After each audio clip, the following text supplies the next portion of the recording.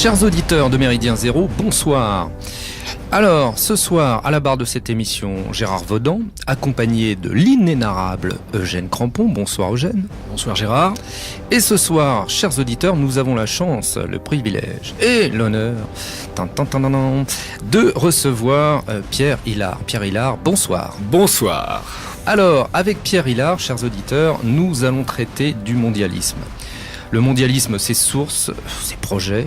Qu'est ce projet, ses stratégies, et puis bien sûr un lien avec l'actualité. Alors, nous verrons effectivement les sources du mondialisme, les étapes dans notre histoire, la montée en puissance, et puis nous reviendrons surtout sur le XXe siècle, les échos politiques du mondialisme. Nous aborderons également l'Union européenne, qu'est l'Union européenne si ce n'est une stratégie du mondialisme. Nous développerons ce point, et puis nous aborderons également la notion de communauté transatlantique. Alors, une petite présentation de Pierre Hilard, peut-être très rapide, pour dire que Pierre Hilard, chers auditeurs, si vous ne le connaissez pas, eh bien, c'est un docteur en sciences politiques, un essayiste français, un professeur en relations internationales, ses recherches portent principalement sur l'instrumentation de l'Union européenne en vue de la constitution d'un bloc euro-atlantique, et nous pouvons citer le dernier ouvrage commis qui est sur la fondation Bertelsmann.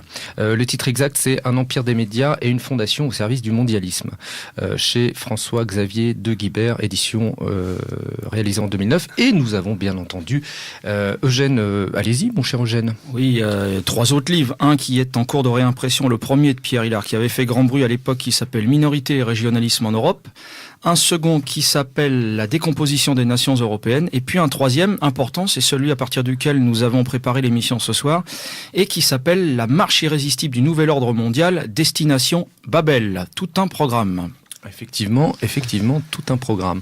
Alors, tous les livres chez François-Xavier de Guibert, me semble-t-il. Exact. Alors tous, pourquoi pas Bien, c'est le seul éditeur courageux qui acceptait à l'époque mon manuscrit. Les autres maisons d'édition refusaient, et c'est le seul qui acceptait. Il a accepté après avoir confié le manuscrit à un spécialiste de l'Allemagne qui a lu et qui a vu les faits, que c'était à chaque fois référencé. Il a dit que c'était un travail sérieux, qu'on pouvait être choqué et surpris par certaines choses, mais qu'on ne pouvait pas nier des preuves à chaque fois étayées par une référence précise.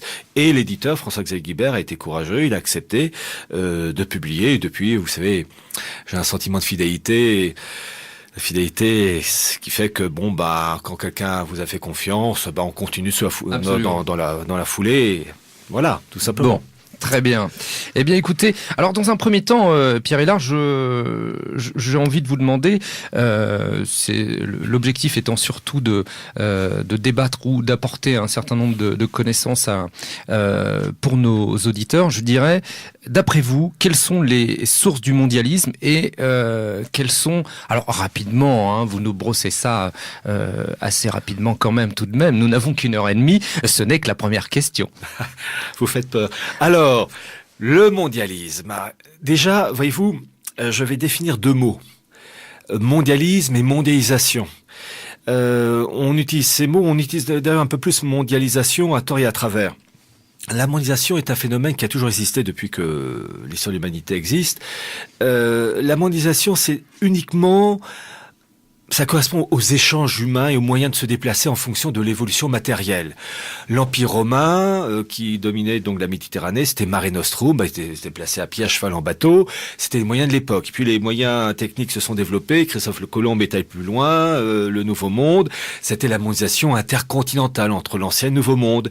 Et puis les moyens de communication se sont développés au XIXe siècle, chemin de fer, etc.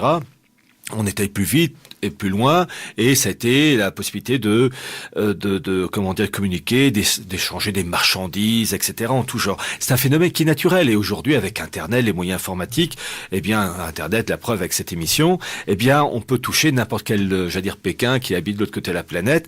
Donc c'est un phénomène naturel Alors finalement, c'est bon. La mondialisation, oui, mais c'est un phénomène naturel de développement des techniques, des sciences, des échanges. Voilà, la chose en elle-même est naturelle. En revanche, le mondialisme, alors ça, c'est pas naturel, dans ce sens que c'est à première vue, une idéologie. En fait, c'est plus qu'une idéologie, c'est une mystique. Et là, il faut que les auditeurs comprennent véritablement qu'il y a une présentation matérielle du mondialisme par la volonté de réussir, par exemple, une gouvernance mondiale avec une monnaie mondiale, etc. Mais que ces apparences matérielles ne sont que la conséquence d'un travail fait en arrière, en amont, d'une mystique, d'unification de l'humanité sur des principes, finalement, d'humanité indifférenciée. Et pour reprendre une expression d'un mondialiste patenté, Jacques Attali. Ah, ça tombe bien, nos auditeurs attendaient qu'on en parle. Parce que Jacques Attali qui parlait de l'humanité nomade, voilà. C'est-à-dire sans racines. Et le mondialisme le rejette tout ce qui est tradition, le classicisme, les choses ancrées dans le passé où on se transmet le flambeau. Négation des identités. Voilà, négation des identités. Et le mondialisme veut faire de l'homme un être indifférencié, nomade, interchangeable, productiviste, et j'appelle ça un estomac prolongé par un simple sexe. Point oui, barre. C'est ça, c'est-à-dire que plus de blanc, plus de noir, que du gris et des pousseurs de caddie. Oui, et des consommateurs, et je dis toujours que tout le programme du mondialisme, il est sorti en 1931 dans un livre apparemment de science-fiction, mais en fait c'est un véritable programme politique, c'est l'ouvrage de Aldous Huxley, Le meilleur des mondes, où vous avez un État mondial avec des blocs continentaux unifiés, dirigés par un grand administrateur pour chaque continent. Et lorsque vous parliez de cette humanité indifférenciée, le grand administrateur du bloc européen porte un prénom et un nom particulier. Le prénom, il s'appelle Mustapha, le nom Meunier. Mustapha, prénom typiquement arabe, Meunier, nom typiquement français, mais il n'est plus arabe, il n'est plus français, il est un produit hors sol, produit du système, indifférencié. Et en 1931, cet ouvrage qui présentait donc un idéal d'État mondial avec une humanité subdivisée en 5 catégories entre les très intelligents, moyennement intelligents et puis ceux qui sont vraiment abétis en fonction de manipulation génétique. En 1931, ce livre était, oui, un bon livre de science-fiction, mais en fait, il devait être rangé dans le rayon sciences politiques. C'est un programme politique. Et si j'ai le temps, je parlerai de Aldous Huxley, de ses origines et de son frère, Julian Huxley. Si vous me permettez, ou bien vous avez peut-être d'autres questions. Citez le livre. Vous n'avez pas cité le livre, Pierre. Alors, pour Aldous Huxley, c'est le meilleur des mondes. A Brave New World, qu'on achète à la Fnac à 7-8 euros, je crois, le bouquin, livre de poche. Alors, c'est la théorie du grand complot dans toute sa splendeur, là, que vous nous relatez. C'est amusant parce que le mot complot n'existait pas jusqu'à l'affaire Strauss-Kahn. Et là, quand les oligarchies sont touchées, alors là, c'est le complot pour certains. En fait, bon, déjà, oui et non. Oui, d'abord, le complot, ça existe.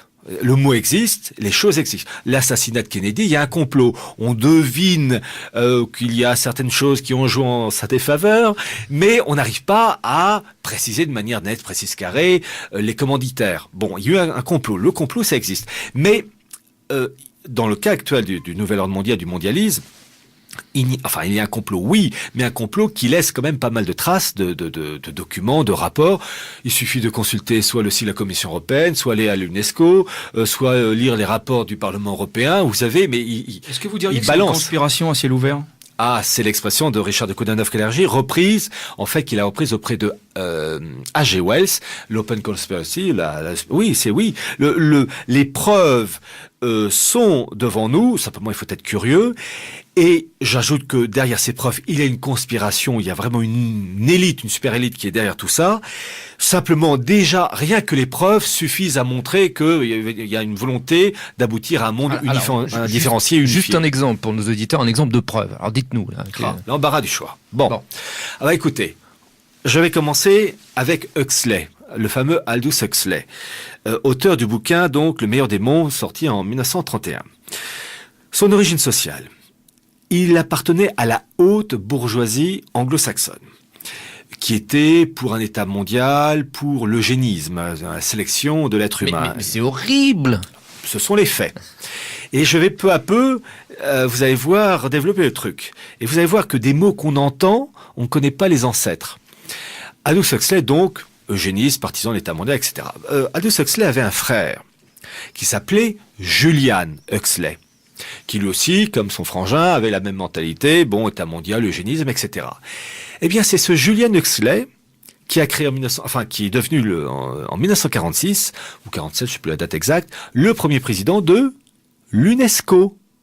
Et tout le monde connaît l'UNESCO en faveur de l'éducation, de la culture. Mais oui, parce que l'éducation, il faut formater les esprits d'une certaine manière, et évidemment, il faut formater d'une certaine manière en présentant des documents, des rapports qui vont canaliser dans le bon sens, enfin dans le bon sens à eux. Comme par hasard, le premier président de l'UNESCO, c'est Julian Huxley. Truc archi officiel. Je continue. Continuez. On parle, vous savez, de cet institut qui s'appelle le WWF, archi connu, le World Wide Fund for Nature, enfin la protection de la nature. Le logo est un petit panda. Voilà. Les petits pandas, ils sont Petit mignons, panda, les petits mais pandas. c'est sympa. Et protection de la nature, toute personne censée, pour la protection de la nature, contre la pollution, de l'eau pure, un air respirable, la chose en elle-même est normale. Bon. Qui est le fondateur du WWF? Ah, le cousin Huxley, non? C'est toujours le Julian Huxley. Lui. Le même. Personne ne le connaît. Et en fait, la création de cet institut, il a un site internet, WWF, il suffit d'aller sur j'allais dire, cliquer sur Histoire, on a tout l'historique avec le fondateur, Julian Huxley, pour vous dire, comme c'est pas un complot, il suffit de lire. Site officiel. Eh bien, le Julian Huxley, pourquoi il a créé cet institut? Dans le but New Age, vous savez, de divinisation de la nature, c'est-à-dire faire de la nature, on appelle ça Gaïa, la mère nature qu'on voit dans le film. Et juste au moment où je parle du film, Normalement, le nom vous échappe à ce moment-là. Hein. On a, vous savez, tous les personnages en bleu. Il est sorti il y a un an. Avatar, voilà. Un point pour Gérard Vaudin. Bravo. Eh ben, Avatar, c'est l'exemple type d'une tribu qui a pour Dieu un arbre, qui est lié à la nature. C'est cet idéal de divinisation de la nature. C'est typiquement New Age mondialiste. Et je continue. Donc c'est Julian Huxley. On peut quand même, excusez-moi, je vous coupe, mais on peut quand même diviniser la nature sans être mondialiste. Ah bah chez eux si, parce que l'amour de la nature, moi j'aime la nature, mon rêve c'est de créer une forêt, pour vous dire que, mais c'est pas pour autant que je vais faire d'un chêne planté, que j'ai déjà planté d'ailleurs quand j'avais 15 ans dans le jardin de mes parents, que je vais en faire un dieu. En fait, c'est une volonté d'inversion, faire disparaître les religions, et en particulier le catholicisme, et on parlera aussi de l'engagement des autorités politiques, des autorités religieuses romaines depuis Vatican II. Ouais. Je rappelle l'encyclique de Jean XXIII, donc on est dans les années 1960. Donc premier pape de Vatican II qui parle dans son encyclique Pacem in Terris d'un État mondial. Voilà. Alors il faut être franc, il ne cite pas État mondial, il n'écrit pas gouvernance mondiale, mais les phrases, les mots qu'il utilise vont dans ce sens-là. Et très rapidement pour le fameux Julian Huxley, donc premier président de l'UNESCO, fondateur du WWF qui divinise la nature, qui a été le premier président du WWF, eh bien le mari de la reine des Pays-Bas de l'époque, à l'époque il s'appelait la reine Juliana, son mari s'appelait le prince Bernhard, et qui a été aussi le premier président du Bilderberg, autre institut mondialiste. Donc on retrouve toujours les cousins, les copains, des liens soit familiaux, soit des liens professionnels. Et c'est archi officiel, vous allez sur le site du WWF et vous avez toute la liste des présidents, dont le prince Bernhard, qui ensuite a eu comme successeur, un des successeurs, le mari de la reine d'Angleterre, le prince Philippe. Et je demande aux auditeurs d'être très attentifs. Les familles royales anglaises et hollandaises sont très puissantes. Il ne faut pas voir uniquement le carrosse et puis la main qu'on agite devant le bon peuple. Ce sont des familles liées au mondialisme, richissimes, et le cousin, c'est un peu petit détail, le cousin de la reine d'Angleterre, donc Elisabeth II, le cousin qui s'appelle Michael de Kent, et le grand patron de la franc-maçonnerie anglaise. Voilà, alors, donc vous voyez, bon voilà. J'allais vous demander, et quid de la franc-maçonnerie dans tout ça, parce que dans, on va dire, l'imaginaire commun, ou enfin un cliché par excellence, la franc-maçonnerie, tire les ficelles, dirige tout, etc. Alors oui, quelque chose là-dessus? Alors, on peut établir un parallèle entre... Alors d'abord, avant de parler du parallèle, un historique très rapide de la franc-maçonnerie. Allez-y. Toujours commencer les origines, puis arriver à la situation actuelle. Officiellement, la première loge maçonnique a été créée en 1717 à Londres par 2 Anglais. Alors je dis bien officiellement parce qu'en fait, il y a eu des signes avant-coureurs bien avant 1717. Mais j'allais dire l'accouchement officiel, c'est 1717. 2 Anglais, 2 protestants, parce qu'il faut bien rappeler que le protestantisme est lié à la maçonnerie. En quelques mots, je dirais pourquoi tout à l'heure. Ces 2 protestants anglais, le premier, l'anglais s'appelait James Anderson. Et le deuxième anglais, je dis bien anglais, mais qui porte un prénom et un nom bien français, il s'appelait Jean Théophile Desaguliers. On va dire, attendez, ça fait pas très british tout ça. La raison est toute simple. Jean Théophile Desaguliers a fui la France après la révocation de l'édit de Nantes en 1685 avec ses parents. Il était donc un huguenot. Il a été naturalisé anglais, donc il a gardé son prénom et son nom français. Et bon, en revanche, protestant lui aussi. Et en fait, la maçonnerie anglaise, maçonnerie tout court, alors vous avez la maçonnerie athée, la maçonnerie déiste qui dit qu'il y a une entité supérieure sans donner de définition précise. En fait, le cœur même de l'idéologie maçonnique, repose sur 3 points. Alors je vais citer les 2 premiers mots qui font des mots sérieux, mais je vais expliquer. Le premier, c'est ce qu'on appelle le nominalisme. En philosophie, qu'est-ce que ça veut dire? Ça veut dire que chacun a sa vérité. Tu as ta vérité, j'ai ma vérité. Et d'ailleurs, quand on discute souvent, les gens disent écoute, je respecte ta vérité, tu as ta vérité, moi j'ai la mienne. Chacun a sa vérité, et c'est une vérité évolutive. C'est-à-dire que ce qu'on pense aujourd'hui sera changé dans 6 mois, 1 an, 2 ans. Alors que dans la morale catholique, il est dit qu'il y a des vérités éternelles qui ne bouge pas. Bon, voilà, c'est un fait. Deuxième point, c'est de l'idéologie maçonnique, c'est le naturalisme. C'est-à-dire que, c'est en opposition complète avec le catholicisme. Le catholicisme dit qu'il y a un homme qui est né, le Jésus de Nazareth, qui est le Messie, le Fils de Dieu, etc., qui est mort sur la croix, ressuscité, etc. Bon, et que il faut y croire. C'est une vérité absolue religieuse, c'est la révélation. Le naturalisme maçonnique dit n'importe quoi. Il n'y a aucune explication scientifique prouvant par A plus B que ce Christ est le Messie, qu'il est né d'une vierge, qui est resté toujours vierge même après sa naissance. C'est techniquement, biologiquement impossible. Ressuscité, apportez-moi la preuve, il n'y a aucune preuve. Donc, en fait, le naturalisme a une vision purement, j'allais dire, médicale, scientifique, qui rejette le surnaturel, qui, quelquefois, pour le catholicisme, dit que parfois il y a des choses qui ne peuvent pas s'expliquer matériellement, scientifiquement. Et le troisième point de l'idéologie maçonnique, c'est que c'est la primauté de l'homme. L'homme est au centre de toute chose, alors que dans le catholicisme, c'est Dieu qui est au centre de toute chose, et l'homme qui est le second. Voilà, pour faire court. Alors, je précise une chose, c'est que l'idéologie maçonnique, c'est l'homme en règle générale, au centre de toute chose, et vous avez eu, entre guillemets, au sein du groupe maçonnique, des loges maçonniques, des branches dissidentes. Et je vais peut-être faire bondir certains, des branches protestantes maçonniques qui se sont spécialisées dans des catégories d'hommes. Dans ce sens que le communisme est une branche maçonnique protestante qui s'est catégorisée dans un homme particulier, le prolétaire, la branche sociale. C'était pas le bourgeois, c'était pas le noble, c'était le prolétaire, le monde ouvrier. Bon. Le nazisme est une branche protestante de l'idéologie maçonnique qui, elle, s'est catégorisée dans une catégorie l'arien, le germain, une catégorie d'hommes, un peu comme on dit un généraliste, vous avez ensuite pneumologue, gynécologue, tout ce que vous voulez. L'idéologie maçonnique s'est focalisée sur un homme qui n'était pas le slave, qui n'était pas le latin, qui n'était pas le celte, mais le germain. Et le germain, c'était l'allemand, avec des subdivisions, les flamands, les suédois. Ça peut surprendre, alors, mais... Là, je vous confirme qu'effectivement, vous allez faire bondir un certain nombre d'auditeurs. Je sais. Mais bon, on est là pour discuter, et ils ont le droit de ne pas être d'accord. Absolument. Non, mais c'est aussi tout l'intérêt de la chose. Par contre, rajouter parmi les 3 points... Merci Phyllis. Parmi les 3 points de la maçonnerie, il y en a un 4e qui revient de manière récurrente dans tout leur discours, c'est la fameuse République universelle. Voilà. Donc on rejoint l'idéal mondialiste, le travail d'horloge qui prépare tout ça. Voilà, c'est que la finalité de tout ça, avec ces 3 points, c'est de converger vers un but d'une unité mondiale, d'un homme indifférencié. Et en fait, c'est la grande tentative de créer Babel. J'ai mon livre, la marche irrésistible du nouvel ordre mondial. J'ai rajouté sur un fond rouge, d'ailleurs vous avez ça sur Amazon ou sur le site de la Fnac. Vous n'avez pas rajouté vu à la télé?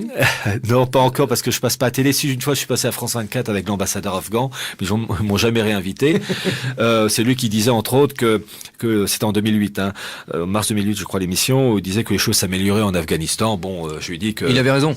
Ah oui, si on est taliban, forcément. Voilà, et je lui ai dit, écoutez, si vraiment c'est le cas, il manque plus qu'un office du tourisme à Kaboul. Et oui, là, il arrive parce qu'il s'est rendu compte que oui, c'est pas quand même demain la veille. Effectivement, on peut toujours attendre. Et sur mon bouquin, donc la marche irrésistible du nouvel ordre mondial, j'ai mis Destination Babel. Pourquoi? Parce que marche irrésistible donne une impression de victoire de l'ennemi. Non. Apparemment, ils gagnent. Mais ils vont perdre. Alors, Destination Babel, c'est pour montrer que Babel, ça s'est terminé par un échec. C'est pour montrer l'origine religieuse et mystique de ce mondialisme. Et vous allez comprendre pourquoi. Vous avez dit religieuse ? Oui, il y a un côté religieux. J'ose prononcer le mot satanique. Ah là, vous l'avez prononcé. Hein. Voilà. Je le dis. Satanique. Alors il y a attendez. une forme de satanisme. Il va falloir expliciter là. D'abord, vous allez voir. Comment dire, l'historique du. Si vraiment on fait un historique, vous avez le monde antique et le monde chrétien. En ce qui concerne le monde antique, le premier chef d'État, alors je parle de faits historiques, hein, le premier chef d'État à l'esprit mondialiste, monde antique, s'appelait Nemrod, ou Nimrod, la version anglaise, hein, Nemrod, N-E-M-R-O-D. Et c'est lui qui est à l'origine de la fameuse tentative de construction de la tour de Babel. Tour Babel qui a été reproduite par une peinture, la peinture de Bruegel. Vous avez cette tour qui s'élance dans le ciel et qui est tronquée de biais au sommet. Or, comme par hasard, et c'est évidemment pas le hasard, regardez tous, allez sur Internet, tapez Parlement européen, tapez images, et vous verrez que le Parlement européen, c'est une tour tronquée, comme la peinture de Babel représentée par le peintre Bruegel. Donc on voit qu'il y a une continuité de pensée. Et d'ailleurs, dans l'histoire, Nemrod a été puni par Dieu, lui qui voulait être le Tout-Puissant. Il a été tué par l'être le plus faible, par un moustique qui était rentré par une narine de son nez. Il lui a causé des maux de crâne horribles et il en est mort comme ça. Donc l'être le plus faible qui a mis à terre la démesure, l'orgueil d'un homme qui voulait surpasser Dieu. Bon, Vous avez pris de moustique quand même. Ah oui, il n'y avait pas de produit Pire que anti-moustique. l'escale moustique. Voilà. Mais, donc, vous avez l'exemple, là, que je cite historique, mais vous avez aussi l'exemple de cet homme hors du commun. On peut, voyez-vous, on peut ne pas aimer, ne pas être d'accord avec ces gens-là, mais on peut pas leur enlever une chose. Ils sont parfois extraordinaires. Et je pense à un chef d'État du monde antique absolument extraordinaire, qui s'appelait Alexandre le Grand. Alexandre le Grand, son rêve, c'était d'unifier l'Occident et l'Orient. Et comment ? Eh bien, il y a les fameuses noces de Suse en 334 avant Jésus-Christ, où il a épousé donc la fille du roi perse Darius. Lui et 10 000 de ses hommes, donc des Grecs, des Européens, qui ont épousé les filles du cru du coin, pour créer une humanité mélangée, métissée, qui n'était plus grecque, qui n'était plus orientale, qui était autre. Voilà, on a toujours cette même mentalité. Voilà les deux exemples du monde antique. Alexandre le Grand, Jacques Attali, même combat. Ah bah Jacques Attali, il faut lire. Je crois qu'aujourd'hui, continue dans la même voie. Il y a même plus à se cacher ou à se planquer derrière les mots. Aujourd'hui, il suffit de lire les livres de Jacques Attali. Il suffit de lire les derniers textes qui ont été co-signés en France par Gilles Bernheim, le grand rabbin de France, avec Alain Finkielkraut. Ils le disent. Ils disent la marche de la politique mondiale, c'est nous qui la menons dans un sens qui est de donner corps finalement aux prophéties bibliques. En quelque sorte, c'est une idéologie, enfin, c'est une pensée, c'est une idéologie qui vient qui vient du fond des âges. Hein. Ça a traversé le temps, toutes les persécutions, c'est assez admirable, hein, d'ailleurs. Hein. Ah oui, cette persévérance. Et d'ailleurs, il y a un des livres de Jacques Attali où, dans cette gouvernance mondiale, il donne la capitale du monde, Jérusalem. On a envie de dire. Pourquoi Jérusalem ? Pourquoi pas Helsinki, Bamako Et le dimanche à Bamako, voilà, c'est le jour du mariage. Absolument, très bon, voilà. Eugène. Merci, Eugène. Voilà. Donc en fait, Jérusalem, bon, on va pas jouer les innocents, on comprend tout de suite pourquoi Jérusalem. D'ailleurs, pour la petite histoire, là aussi, les internautes, Internet, c'est toujours à double tranchant, comme toute invention humaine, mais Internet balance des informations qui sont fort intéressantes, qu'ils tapent sur Internet les mots-clés comme palais de justice, Tel Aviv, pyramide. Et vous avez le palais de justice, donc, qui est à Tel Aviv, et il tape images. Et en fait, ce sont des photos aériennes. On voit un palais de justice, un bâtiment moderne, etc. Et au centre de ce palais de justice, il y a une immense pyramide avec un œil au sommet.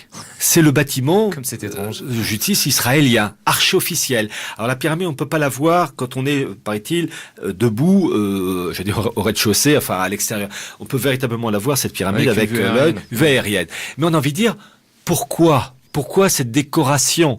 Alors, évidemment, il y a quelque temps de ça, j'étais à Karlsruhe. Bon, à Karlsruhe, vous avez au centre de la ville une pyramide. On a envie de dire, mais pourquoi cette décoration ? Pourquoi pas un carré ? Pourquoi pas Oui, avec cette tradition. Oui. Ramené par Bonaparte chez nous. Par exemple. Mais je vais aller apporter de l'eau à votre moulin. Je parlais des chefs d'État mondialistes du monde antique.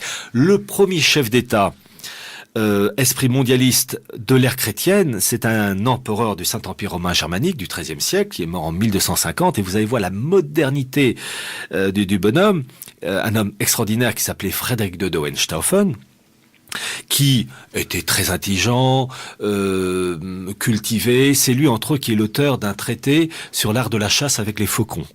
Et traité qui est toujours valable. Donc vraiment un homme éclectique, mais surtout, il était, et ça c'est l'esprit typique du mondialisme, indifférent au catholicisme. Je rappelle, le XIIIe siècle, c'est l'époque de Saint-Louis, c'est l'époque du catholicisme, des cathédrales, bon. Et lui, c'est le premier chef d'État à voir les religions d'une manière indifférenciée, que ça soit le catholicisme, l'islam, le judaïsme. Pour lui, c'était pareil. Il fallait un mélange de toutes les religions. Et ça allait très loin, puisque il s'est fait excommunier par l'Église. Il a fait venir des immigrés, en fait, des soldats musulmans avec leurs familles, regroupement familial. Je croyais que c'était en Giscard, Italie, en 73. oui, mais en fait, en Italie du Sud, dans un petit patelin qui s'appelait Lucera, il leur a construit une mosquée.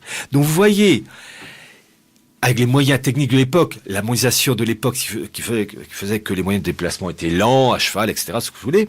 Mais déjà, il avait cette volonté de mélanger en terre chrétienne, une mosquée avec des populations musulmanes, chose absolument incroyable à l'époque. Mais il était moderne par rapport à notre époque, où alors là, il serait gâté.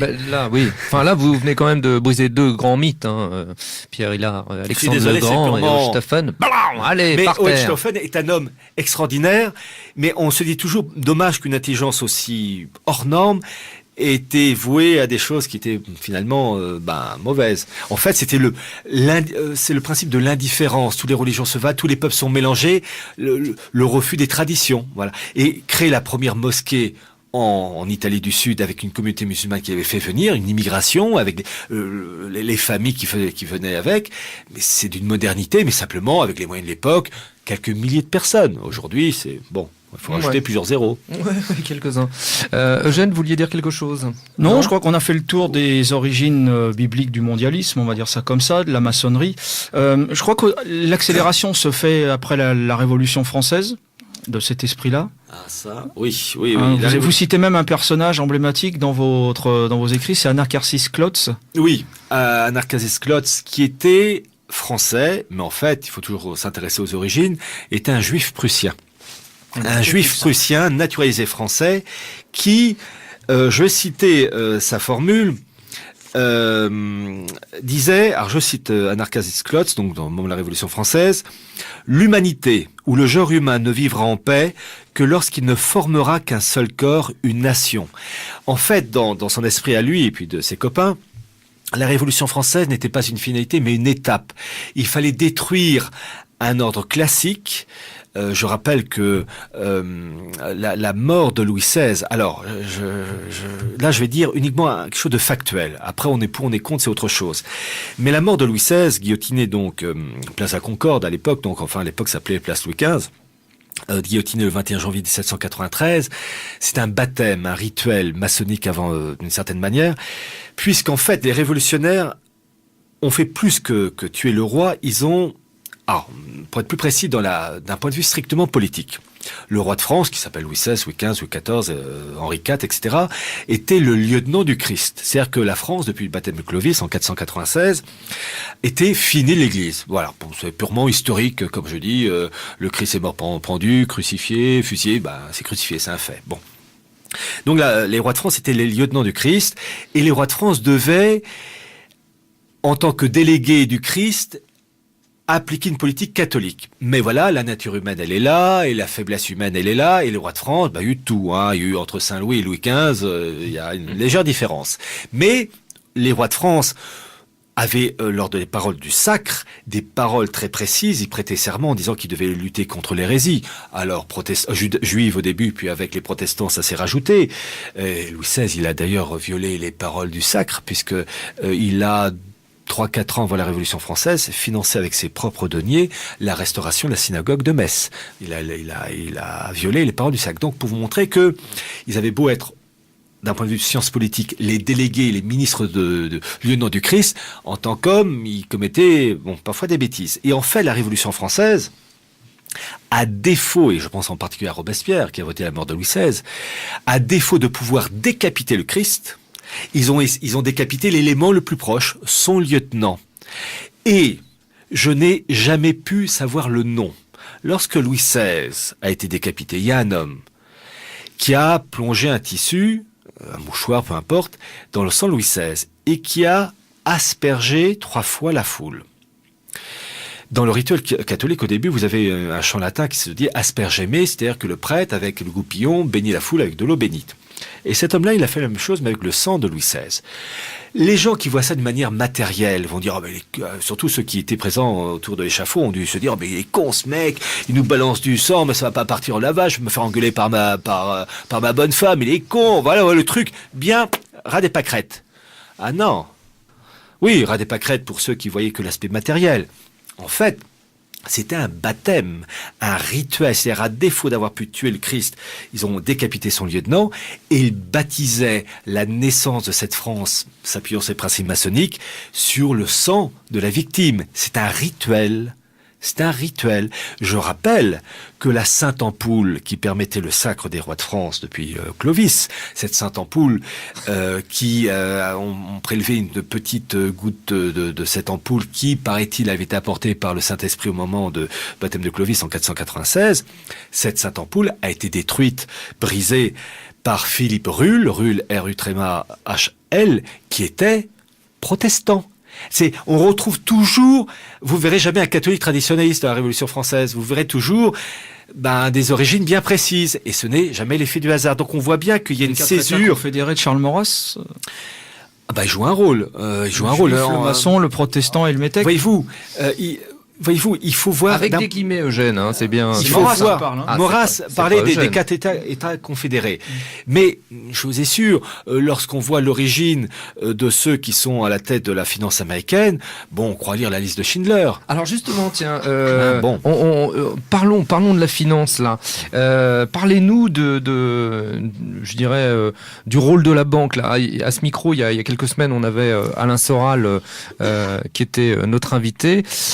Il y avait notamment, c'était à propos de son livre, où tout au long de son livre, Comprendre l'Empire, on voit vraiment bien, c'est assez intéressant, on voit vraiment bien apparaître le rôle de la banque. La montée en puissance de la banque à travers l'histoire, sa prise du pouvoir. Alors, la Fed, 1913 non 1913, en fait, vous savez, en histoire, tout a été inventé. Et la Fed, avec Goldman Sachs et compagnie, en fait, le Goldman Sachs, il s'appelait l'Ordre des Templiers au XIIIe siècle. L'Ordre des Templiers au XIIIe siècle, Philippe le Bel, pour vous montrer la modernité, que la mondialisation n'est que l'accélération des techniques, mais que l'esprit reste le même. Philippe le Bel, donc des années 1300 par là, était emmerdé par une super, entre guillemets, corporation, c'est un groupe religieux, mais qui était en même temps une puissance financière énorme, qui était un État dans l'État. Et que si Philippe le Bel ne faisait rien, cet État dans l'État, qui était le Goldman Sachs de l'époque, prenait le dessus. Il a arrêté les grands dirigeants, Jacques de Molay en particulier.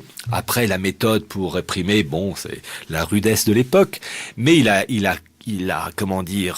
éradiqué le mal.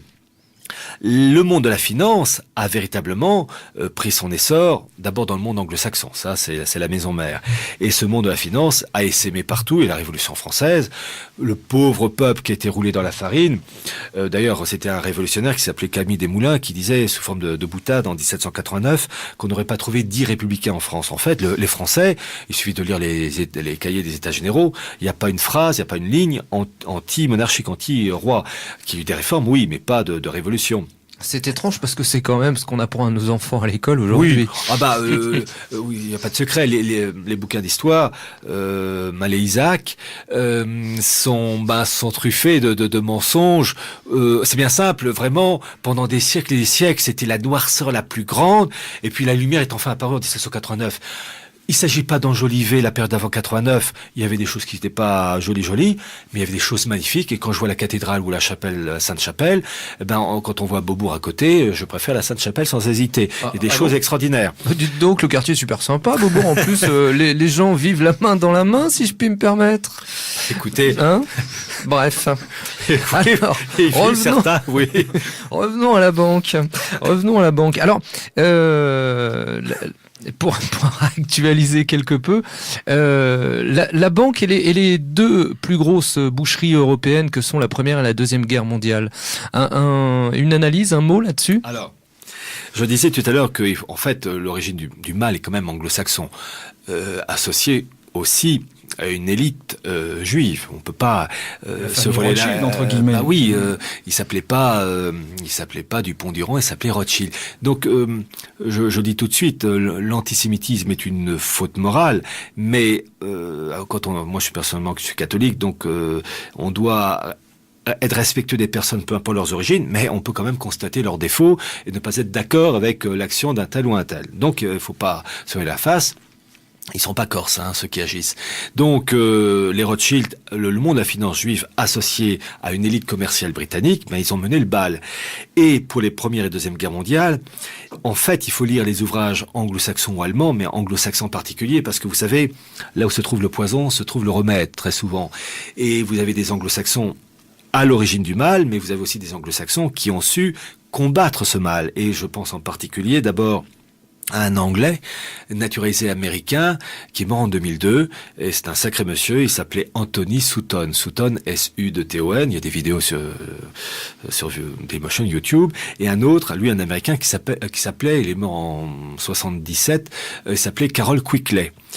Et en ce qui concerne Anthony Sutton, il a écrit entre autres plusieurs livres sur le mondialisme, enfin sur les oligarchies, et entre autres écrit une trilogie dans les années 60, Wall Street et le nazisme, Wall Street et les bolcheviks, et Wall Street et FEDER. FEDER, c'était Franklin Delano Roosevelt. Livres malheureusement qui n'ont pas été traduits en français, hélas. Et entre autres dans le bouquin donc Wall Street et les bolcheviks, Anthony Sutton apporte les preuves. Alors quand je dis les preuves, d'abord je situe le personnage, il était professeur d'université à l'Institut Hoover. Et il s'appuyait sur les travaux, sur des pièces d'archives, uniquement des pièces d'archives du Congrès des États-Unis, enfin de différents instituts. D'ailleurs, il a payé très cher ses découvertes parce que il avait déjà une formule qui disait persecute, never prosecute, c'est-à-dire persécuter, jamais poursuivre en justice. Il n'a jamais été poursuivi en justice, mais il était puni parce qu'il était foutu à la porte de sa chaire d'enseignement de l'Institut Hoover et interdit de consulter les pièces d'archives des congrès des États-Unis, etc. Et entre autres, comme par hasard. Donc c'est déjà facile pour vous dire que le bonhomme, il était inattaquable. Bon, et quand il a sorti ses bouquins des années 60 sur les bolcheviks, il montre avec les références, c'est bien simple, je me disais, quand je lisais le bouquin, je disais, Anthony, il me faut la preuve, la référence, le file, dossier, numéro tant, rapport tant, page tant, le truc béton. Et les choses qu'il met, il montre que la City, City et Wall Street, les deux centres de l'oligarchie anglo-saxonne, ont financé les bolcheviks. Et je vais citer deux exemples. Le premier exemple, c'est la première ambassade, sans avoir le nom, représentation politico-commerciale de la toute jeune Union soviétique, révolution bolchevique 1917, en 1918, la première représentation politico-commerciale de l'Union soviétique aux États-Unis n'était pas à Washington, capitale des États-Unis, mais à New York. C'est une autre capitale. Capitale de la finance, capitale de beaucoup de choses, et Anthony Sutton va très loin, puisqu'il donne toute la liste des membres du comité de cette représentation soviétique qui n'était même pas dirigé par un Russe mais par un Allemand qui s'appelait Ludwig Martens, très intéressant. Tous pairs. Et l'adresse se trouvait exactement dans le gratte-ciel où se trouvaient tous les grands patrons de la finance de Wall Street. Je crois que c'était au 17e étage, enfin peu importe l'étage de l'immeuble, que ce soit au 25e, pour vous dire. Et le deuxième exemple que je peux vous citer, donc déjà rien que ça on a envie de dire, bon. Et le deuxième exemple, la première banque soviétique qui a été créée en 1922, 1923, 24, enfin au début des années 20, cette première banque soviétique s'appelait la Ruscombank. Donc on va dire, banque soviétique dirigée par un soviétique, enfin un truc là. Non. La première banque soviétique était dirigée par un juif suédois qui s'appelait Olof Eichberg, qui était le patron de la finance suédoise très liée au monde anglo-saxon. Et d'ailleurs, la Nordbanken, je crois, ou la Nuitbanken, je sais plus exactement le nom suédois, dirigé donc par Olof Eichberg. Et Olof Eichberg avait un représentant de sa banque à Londres. Et son nom est très facile à retenir, c'est une marque de thé qui s'appelait Earl Grey. Et Earl Grey, qui avait donc comme supérieur Olof Eichberg, travaillait main dans la main avec les oligarques anglo-saxons, dont un, si j'ai le temps d'en parler, qui s'appelait Alfred Milner, qui était le directeur de cabinet du premier ministre anglais Lloyd George. Et donc Olof Eichberg était le patron de cette banque soviétique, et le représentant de la banque soviétique pour les affaires internationales, c'était un Américain, membre d'une entreprise américaine cotée à Wall Street, dont le nom m'échappe. Je crois qu'il s'appelait William Taylor. Bon, son nom m'échappe. Là, je mets un petit bémol. Je sais que c'est un Américain. Donc, pour vous montrer les accointances. Et il a fait pareil avec le nazisme. Il a montré avec les documents, les références, les sommes d'argent transmises par les élites anglo-américaines aux personnes entourant Hitler. On peut rebondir sur ce que vous dites, Pierre, et faire le lien entre la réserve fédérale américaine et ce qui s'est passé en Russie, puisque ce sont les mêmes personnages. Il y a une banque, précisément, qui s'appelle la banque Kuhn-Loeb-Eco. C'est elle qui a financé, dans laquelle on retrouve quelqu'un comme Jacob Schiff. Et puis surtout le fameux James Paul Warburg, qui était l'administrateur de la banque Kuhn-Loeb-Eco, mais qui est le véritable fondateur de la réserve fédérale, et qui a déclaré un jour: nous aurons un gouvernement mondial, qu'on le veuille ou non. Ça, c'est son fils. Oui, James Warburg en 46-48. Il l'avait bien formaté. Ah oui, et donc il est le fondateur, il est l'administrateur de la banque Kuhn-Loeb-Eco, mais il est le fondateur aussi de la réserve fédérale américaine. Et même son premier président. Son premier président, exact. Et je vais continuer parce que on retrouve toujours les mêmes petits groupes, les mêmes oligarques. Ce sont des liens souvent familiaux d'ailleurs. Ethniques, financiers, religieux, spirituels. Corse. Toujours Corse. On va avoir des emmerdements. On va se faire plastiquer le studio. Par les Corses. Alors, en fait, vous parliez de Warburg, et je vais apporter de l'eau à votre moulin, puisque, en fait, il y a deux branches Warburg. Il y a la branche allemande et la branche américaine. Vous aviez Max Warburg, patron de la banque allemande, le siège à Hambourg, et son frère, naturalisé américain, Paul Warburg, qui en 1913 est devenu le premier patron de la Fed, qui, je rappelle, est responsable de l'émission monétaire, enfin du dollar, et qui est une banque indépendante de la Maison-Blanche, que le président des États-Unis soit républicain, démocrate, blanc, noir, jaune. Capital. Là, je demande à nos auditeurs vraiment de comprendre ce qu'est en train de dire Pierre. C'est le secret de la politique mondiale. Voilà, parce que vous savez, je vais vous dire une chose. Il y a deux choses dans l'histoire de l'humanité. L'argent et le cul. Vous enlevez ça, il n'y a plus rien. Pour l'argent, nerf de la guerre, quand vous avez une banque privée, indépendant du pouvoir politique, qui est responsable de la fabrication du billet, du dollar, qui, jusqu'à encore aujourd'hui, est la monnaie de référence, plus pour longtemps parce que le compte à rebours a commencé, ça vous donne la puissance colossale des personnes autour. Bon, donc c'est Paul Warburg qui est devenu le premier président de la Fed. Et pour la petite histoire, le lendemain de la Première Guerre mondiale, vous avez la création d'un institut de recherche, il n'y a pas de mot en français, le think tank, littéralement réservoir à penser, voilà. Le CFR, le Council on Foreign Relations, le premier patron, c'était l'ami Paul Warburg. Et pour vous montrer les liens euro-atlantiques de cette famille Warburg, vous avez une entreprise allemande qui est très connue de chimie, qui s'appelle IG Farben. Eh bien, dans les années 20, le grand patron du service administratif, du comité directeur, d'IG Farben Allemagne, s'appelait Max Warburg, donc représentant allemand, siège à Hambourg, et le représentant comité directeur de IG Farben aux États-Unis s'appelait Paul Warburg. Donc, vous voyez, ça travaille main dans la main. C'est étrange. Vous vouliez rajouter un petit mot, Jeanne ? Oui, est-ce que vous pourriez nous dire... Alors, vous nous avez parlé des Warburg, je pense qu'il faut redire la phrase, parce que c'est celle qui l'a rendu célèbre. Qu'on le veuille ou non, nous aurons un gouvernement mondial. Le seul problème étant de savoir si nous l'imposerons par la force ou par le consentement. Eh ben voilà. Déclarez ça à la Chambre des représentants. Hein. Je crois que tout est dit là. Alors, chers auditeurs, je vous propose nous sommes à mi-parcours de l'émission, pardon. Nous allons faire une pause musicale et puis après nous développerons, notamment sur tout ce qui concerne l'Union européenne, comment elle s'intègre dans cette stratégie et puis la notion de communauté transatlantique. Et après, je pense que nous aurons fait, peut-être pas le tour de la question, mais en tous les cas, nous aurons certainement bien défricher le sujet.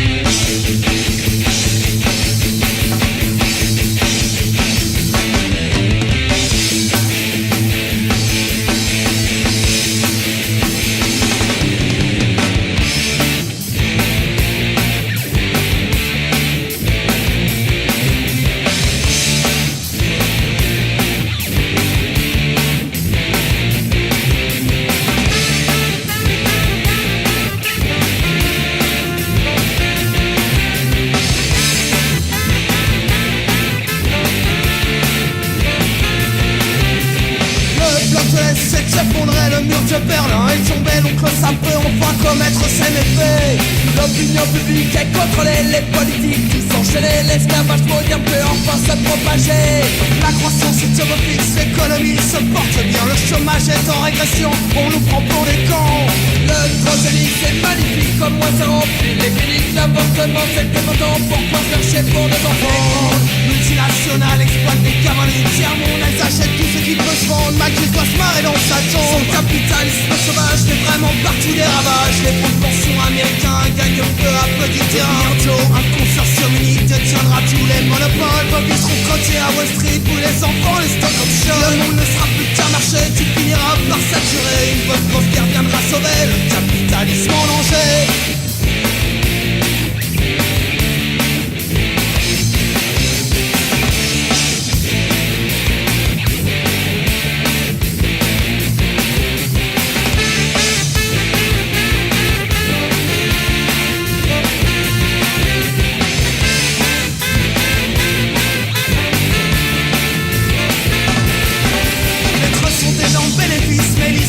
Tour de bras pour satisfaire leurs actionnaires, vive le monde des affaires.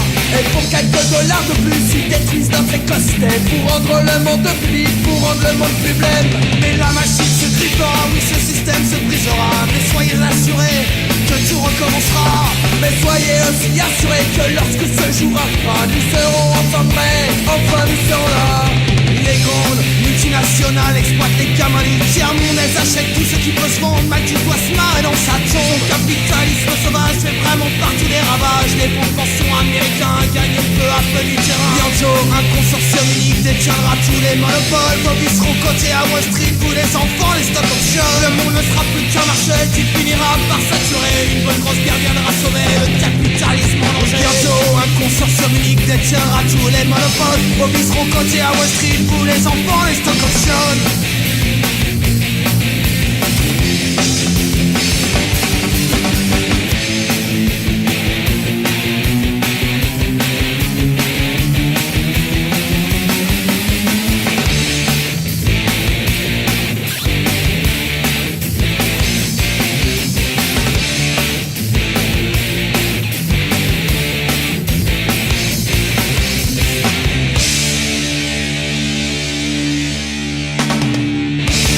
De retour sur Méridien Zéro, chers auditeurs, avec Pierre Hillard, où nous traitons du mondialisme.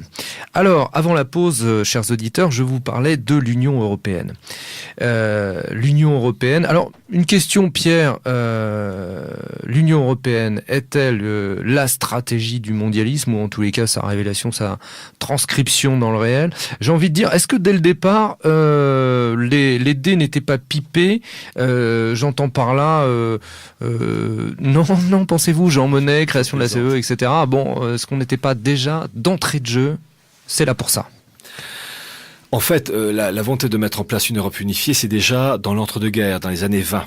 Déjà, avec un personnage qui s'appelait Richard de Coudenhove-Kalergi, qui est le fondateur de la Pan-Europe. Pan-Europe, qui là aussi est un institut très puissant.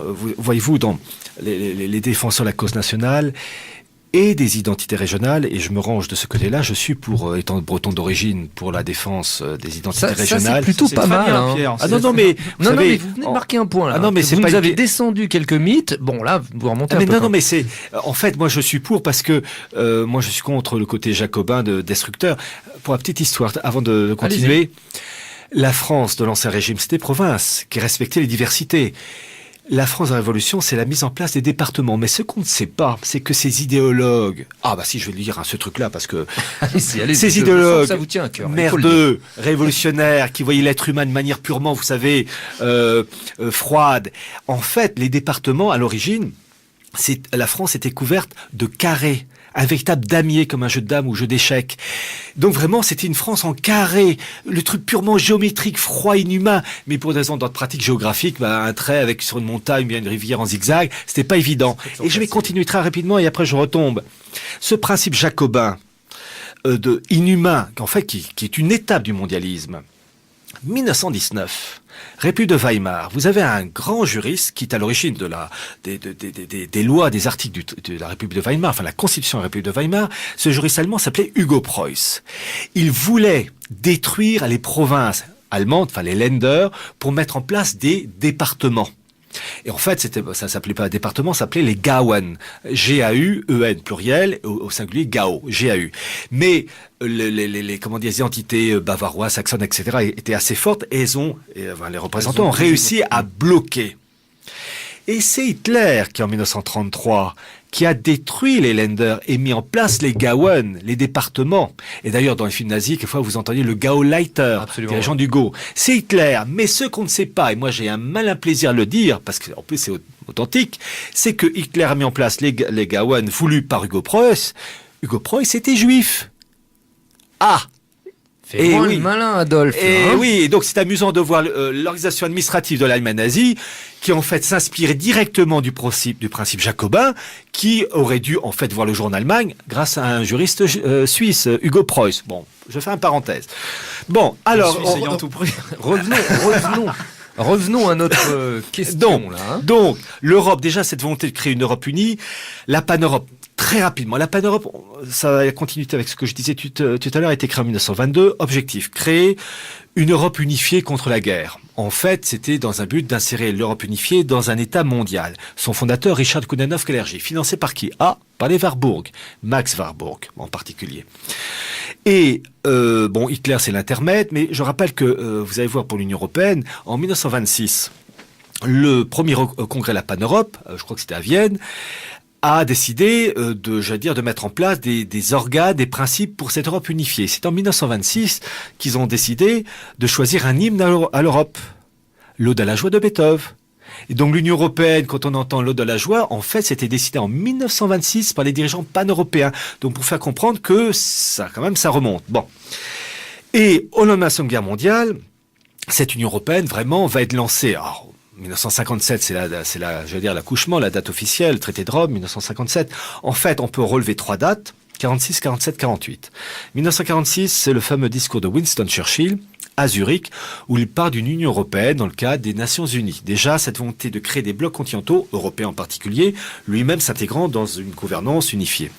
Deuxième étape 1947, août 1947, en Suisse, dans un petit patelin, d'ailleurs qu'il y a souvent encore des réunions entre gens de la haute, un petit patelin qui s'appelle Gstaad, G-S-T-2-A-D, où vous avez eu en août 1947, et vous allez comprendre l'importance de cette date, la création de 2 instituts mondialistes, un à l'échelle planétaire qui s'appelle le WFM, qui est le sigle en anglais pour Mouvement Fédéraliste Mondial, créer des blocs continentaux, c'est dans la charte. D'ailleurs, c'est simple, il faut aller sur le site officiel des archives de l'Union européenne, donc je donne vraiment l'adresse de nos adversaires, www.ena.lu,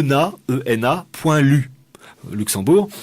Vous avez toutes les archives européennes, tapez WFM, World Federalist Movement, et vous aurez le texte fondateur de cet institut pour créer des blocs continentaux dans le cadre du gouvernance mondiale.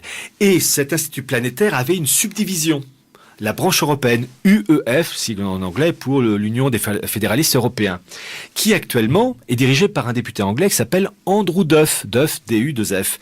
Eh bien, c'est lui qui, en liaison avec un député autrichien, Johann Voggenhuber, et en liaison avec la Fondation Bertelsmann, qui est à l'origine de la relance du projet de Constitution européenne, Giscard, après l'échec de 2003-2004, enfin 2005 avec le référendum, qui est à l'origine de la relance du projet de Constitution européenne, donc avec le traité de Lisbonne. Donc vous voyez, comme cet événement de 1947, cet institut UEF a permis en 2005, 2006, 2007 de relancer le projet de Constitution européenne.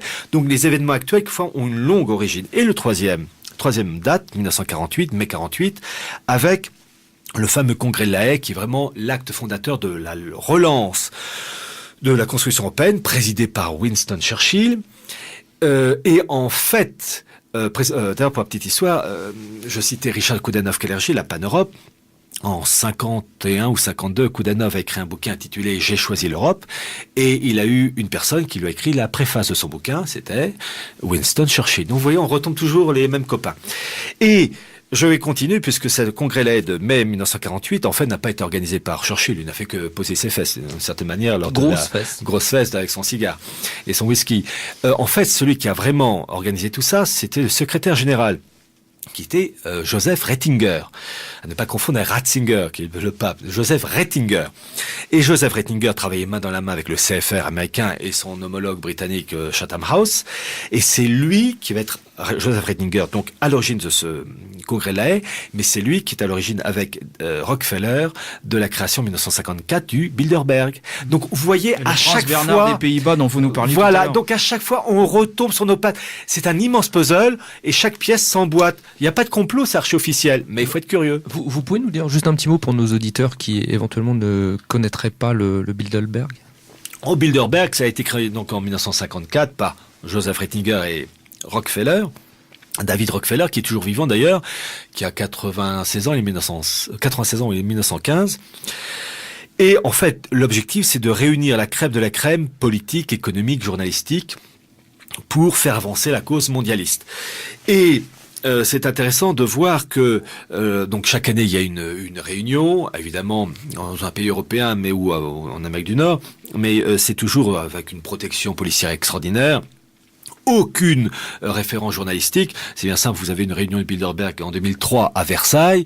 Versailles était verrouillé par les flics, les militaires, tout ce que vous voulez. Il n'y a pas eu un mot dans la presse. Et pourtant, il y avait tout le gratin politico-économique des grandes puissances réunies.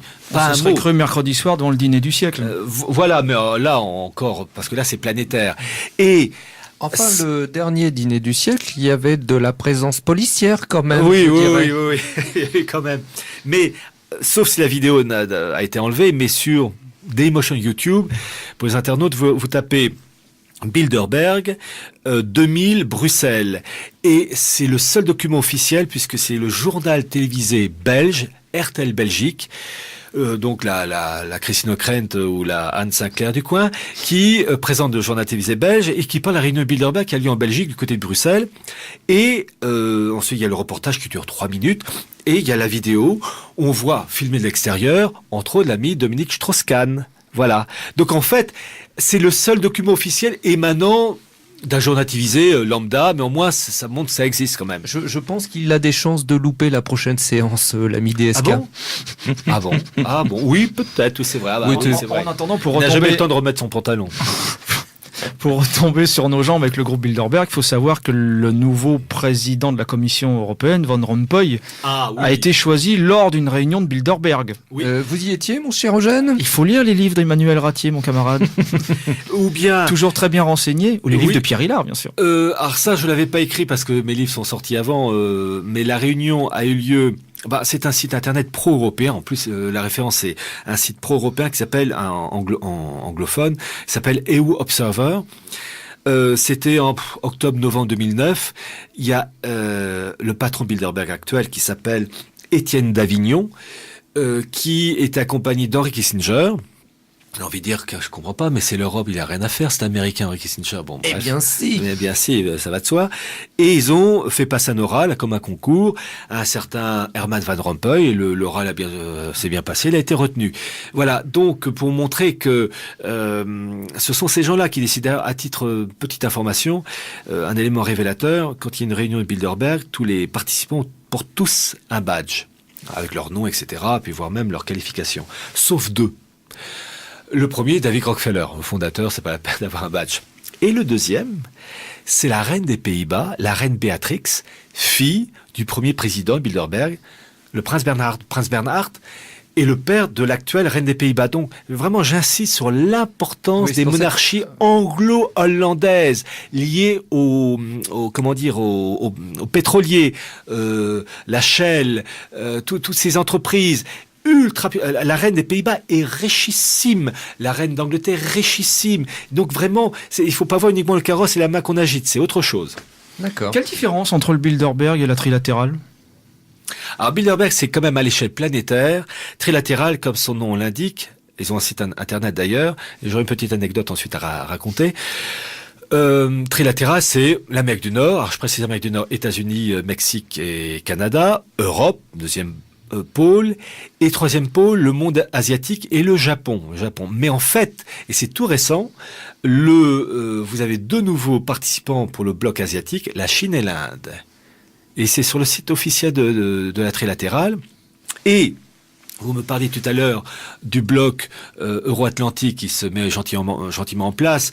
En théorie, sur le site de la Commission européenne, parce que tous les textes sont sur le site de la Commission européenne, en théorie c'est pour 2015, avec toujours les possibilités de décalage.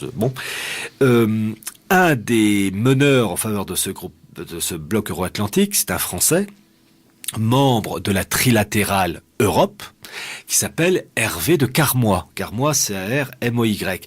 Et il a sorti en 2007 un bouquin qui était à la FNAC, au PUF, Presse universitaire de France, et le titre du bouquin s'appelait Euramérique. Tout simplement. Tout simplement, rien que le titre suffit, voilà. Pour vous dire que le truc archi-officiel, le bouquin à la FNAC, Hervé de Carmoy, Mon trilatéral, Euramérique, voilà. Pour vous dire qu'il se cache pas. Qui en a parlé ? Je crois que je suis le seul à parler. Voilà. Ouais, c'est. Alors, est-ce que vous considérez, vous, que les grandes étapes de la création de l'Union européenne, enfin, le traité de Rome, le traité de Maastricht, Schengen, le traité de Lisbonne, est-ce que pour vous, à chaque fois, c'est une avancée du mondialisme ? Oui, c'est une avancée parce que à chaque fois il y a une étape et on voit quand le système bloc en 2005 où les Français et les Hollandais ont eu l'audace, l'outrecuidance de dire, en radio on peut pas le faire, mais enfin un bras d'honneur aux élites, en pseudo-élites mondialistes, euro-mondialistes en tout cas, les Français et les Hollandais ont dit non. Eh ben normalement la démocratie c'est Vox Populi, c'est le peuple qui a le dernier mot. Non. Donc on commence. C'est mieux. Voilà, mais attention, on recommence, mais se sont dit, différemment. Pas par la voie référendaire, parce qu'on va encore se faire la mettre profond, en gros, par la voie parlementaire. Petite quenelle. Ils ont un bambou, tout ce que vous voulez. Le bambou, ça pousse en plus. Et bref, bon, j'arrête. Mais vous êtes en forme, Pierre Hilard, ce soir. Blague à part, et j'en profite pour rebondir, lorsque le projet a été relancé, alors que le peuple dit souverain, hollandais et français, a dit non, c'est non. On est en démocratie, paraît-il. Ça a été relancé. En fait, ça a été relancé, la date officielle, c'est 1er juillet 2005, à Berlin, dans les locaux de Bertelsmann, en liaison avec, je le citais, Andrew Duff, et ce député autrichien au Parlement européen, Johannes Voggenhuber, et ils se sont appuyés à l'époque sur deux présidents au sein du Parlement européen, parce que vous savez, au Parlement européen, vous avez des commissions pour les affaires étrangères, enfin tous les... Et à l'époque, vous avez deux présidents de deux commissions, l'un pour les affaires étrangères et l'autre pour la construction européenne. Je suis désolé, deux Allemands, Jo Leinen et Elmar Brok. Elmar Brok, d'ailleurs, chose très intéressante, qui a fait une partie de sa carrière professionnelle chez Bertelsmann. Alors justement, voilà, vous avez écrit un livre sur cette fondation Bertelsmann. Est-ce que vous pourriez nous en dire deux mots ? Vous dites que c'est un think tank puissant, que c'est un empire de presse. Ils sont à la tête d'un empire de presse. Alors Bertelsmann, ce livre, il y a une petite erreur pour le titre du bouquin. Le titre du bouquin qui est sorti en 2009, c'est la fondation Bertelsmann et la gouvernance mondiale. En fait, j'ai voulu, en faisant ce bouquin, qui est le premier en langue française, montrer comment un institut ultra puissant agit pour faire avancer la mécanique, parce qu'on dit toujours mondialisme, etc. Oui, d'accord, mais comment ça se met en place, comment ça agit? Alors, en fait, l'historique, très rapidement, Bertelsmann a été créé à l'origine par un certain Bertelsmann, un Allemand, donc en 1835. C'était vraiment une petite imprimerie, mais vraiment d'amateur, si je puis dire. Et puis, au fil des décennies, la chose s'est développée et c'est devenu un empire de l'imprimerie, des médias. À titre indicatif, durant la Seconde Guerre mondiale, c'était les imprimeries Bertelsmann qui imprimaient tout pour la Wehrmacht. Tous les revues, c'était le grand imprimeur au service du nazisme. Ça, ce côté-là, ils ont collaboré avec tonton Adolphe. Il n'y a pas photo. Bon, bref, c'est comme ça. Fédérons avec qui on peut. Voilà, oui, mais bon, l'un des descendants donc a abandonné. C'est son petit-fils qui a pris la suite. Donc Reinhard, je crois que c'est Reinhard Reinhard Mohn. Alors il s'appelle Mohn, en fait il est descendant de Bertelsmann par les femmes. La branche masculine est éteinte. Bon bref, peu importe. Et l'empire Bertelsmann, c'est deux choses. Premièrement, c'est un empire des médias. Alors quand je dis médias, à l'échelle planétaire. Vous regardez, vous écoutez RTL, télévision, radio, le patron c'est Bertelsmann. La revue Géo, bonne revue, c'est Bertelsmann. Vous avez votre copine qui va chez le coiffeur, qui lit femme. Vous m'avez fait peur l'espace d'un instant. Bref. Là, je n'ai pas saisi. Enfin, bref, vous me direz ça après. Donc les demoiselles ou peu importe qui lisent Femme actuelle chez le coiffeur, c'est Bertelsmann. Et d'ailleurs, c'est très intéressant parce que, en fait, ces revues-là s'adressent à toutes les origines, le côté un peu entre guillemets intello, géo, et puis pour ceux qui voient ça d'une manière assez légère, la revue Femme Actuelle, ça se lit facilement, ou VSD, mais c'est pour s'attaquer à toutes les couches de la société, peu importe le niveau d'études, etc. La première maison d'édition américaine, Random House, c'est Bertelsmann, et Random House, maison d'édition américaine dirigée par Bertelsmann, a édité les bouquins de Barack Obama. Donc vous voyez comme les connexions se mettent en place. Bon, la chaîne de télévision M6, le patron c'est Bertelsmann. Bon, pour vous dire qu'on est concerné au premier chef. Donc c'est un empire des médias. Colossal, ultra puissant. Et je vous parle pas de toutes les revues, radios, télévisions qui dirigent en Europe centrale, en Russie, bon bref. Méridien Zéro, ça pourrait les intéresser À mon avis, j'ai des doutes. Mais enfin. On sait jamais, et Eugène. Vous savez, pour la France, quand j'y pense, d'ailleurs, je crois le truc est en train d'être vendu par Bertelsmann, France Loisirs. Oui. Bertelsmann. Ah dites donc. Mais c'est en train d'être vendu, ils sont en train de vendre ça, mais jusqu'en 2010, France Loisirs, et le patron c'est Bertelsmann. Pour vous dire que ça touche la vie de tous les jours, que les auditeurs comprennent qu'ils sont pas sur notre planète. Bon. Donc, c'est un empire des médias. Deuxième point pour Bertelsmann, et là c'est plus récent, 1977, c'est la création de la Fondation Bertelsmann, le think tank, comme on disait les Allemands, la Denkfabrik, littéralement la fabrique à penser. Et cette Fondation Bertelsmann, irriguée par la superpuissance financière médiatique, l'un appuie l'autre, vous allez voir comment, cette Fondation Bertelsmann s'occupe de 3 points. Construction européenne, partenariat transatlantique et relations avec les pays musulmans et Israël. Et entre autres, il est spécifié la volonté, alors je dis bien pas de coopérer, d'intégrer les pays sud-méditerranéens, donc Maroc, Algérie, Tunisie, etc., à un bloc euro-atlantique unifié. Vous retrouvez cette formule et le verbe intégrer, je dis bien intégrer, pas coopérer, dans les documents de la Commission européenne, qui sont sur le site de la Commission européenne, les documents des années 2003-2004, qui disent que tous les pays, ça s'appelle la PEV pour Politique Européenne de Voisinage, il est dit qu'il faut intégrer politiquement, économiquement, culturellement tous ces pays sud-méditerranéens à un axe euro-atlantique. Et lorsque vous avez eu un document qui était signé entre Schröder et Bush le 27 février 2004, ce document s'intitulait Alliance germano-américaine pour le XXIe siècle, vous n'avez pas eu un mot dans la presse française, c'était la une du Herald Tribune que j'ai conservé à titre d'exemple. Il est dit à un moment donné dans cette alliance germano-américaine pour le XXIe siècle qu'il faut rattacher les pays du Proche et Moyen-Orient à cet axe euro-atlantique. Bon. Et la Fondation Bertelsmann s'active à rattacher donc tous ces pays sud-méditerranéens à cet axe euro-atlantique. Mais, alors, ça se fait pour les pays musulmans dans le cadre de ce qu'on appelle les discussions de Kronberg. Mais il y a Israël.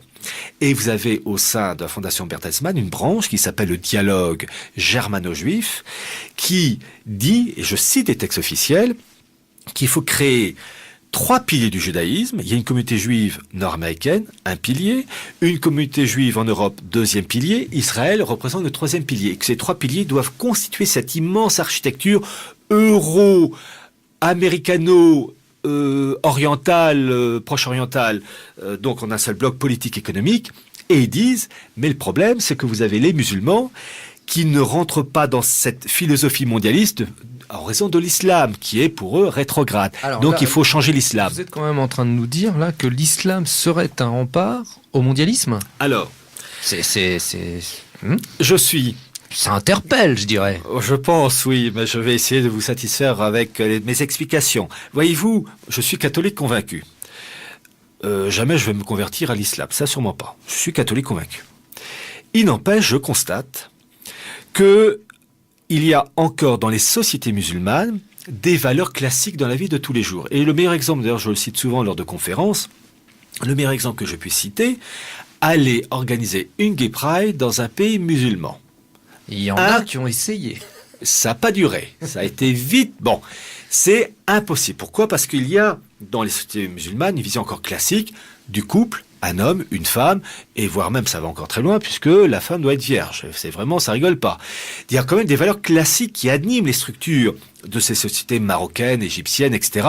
Un homme, plusieurs femmes, c'est pas classique, ça, pour nous. Il y a quand même, vous avez aussi différentes branches de la polygamie dans certains pays. La polygamie qui est interdite au Maroc. Vous avez tous les cas de figure. Mais vous avez quand même des respects de certaines valeurs classiques. Loin de moi, je veux pas défendre ça, mais je reconnais un fait. Comme un truc tout bête, l'usure dans un pays musulman, c'est impossible. Je reconnais que l'Église catholique disait la même chose. L'Église catholique a toujours condamné l'usure. Et l'usure a toujours été prônée par qui ? Par deux branches, le protestantisme et le judaïsme. Vous pensez bien que la mentalité musulmane, entre autres, avec le refus de l'usure, ça ne colle pas à l'esprit mondialiste mercantile. C'est évident, là. Donc il faut détruire cette manière de penser pour rendre, entre guillemets, cet islam, j'allais dire, moderne à leur sauce à eux. Un Vatican II pour les musulmans. C'est ce que j'appelle un Vatican II musulman, parce que Bertelsmann le dit dans leurs travaux, il faut modifier l'islam pour le rendre moderne. Je résume sans trahir leur pensée. Et en fait, la formation, en gros, ce sont les militaires américains qui ont lâché le morceau. Et j'en parle avec les cartes qui vont, donc la marche irrésistible du nouvel ordre mondial, où vous avez une revue militaire américaine qui s'appelle AFG, qui a sorti donc cette revue en juin 2006, qui présente deux cartes. Une carte représentant le Proche-Orient frontière actuelle, et puis une deuxième carte aux frontières modifiées en fonction de critères ethniques et religieux. Alors vous avez l'Arabie Saoudite qui éclate, l'Irak qui éclate, la Turquie, etc., avec un Kurdistan irakien, turc, syrien et iranien unifié. Le Kurdistan, c'est là où se trouve l'eau et le pétrole. Avec ça, bon. Et il y a un article qui accompagne ces deux cartes. Déjà le titre, Frontières de sang, c'est déjà révélateur. Et il lâche le morceau, ce militaire américain, il s'appelle Ralph Peters. Ralph Peters qui évidemment ne fait que reprendre des travaux d'une longue tradition, et entre autres la tradition de cet islamologue juif anglais naturalisé américain qui s'appelle Bernard Lewis, qui est très âgé là dans les 90 balais, qui est le conseiller de Brzezinski lui-même, conseiller du président Obama, membre qui des trilatérales. Oui, alors, ils sont membres de tout, sauf des bonnes choses. Multicarte. Voilà, et Boyman Grove et compagnie, enfin bref. Et Bernard Lewis, qui déjà dans les années 70, avec son copain Brzezinski, avait concocté des modifications de frontières au Proche-Orient et puis tout l'Est de l'Afrique. Et ces modifications ont été même présentées dans la revue Time. Et si vous tapez Time, Bernard Lewis, 1979, je crois pas me tromper d'année. En tapant image, vous aurez la photo de la couverture de Time avec ces blocs, ce bloc, j'allais dire proche-oriental, et en arrière-fond, l'ours soviétique.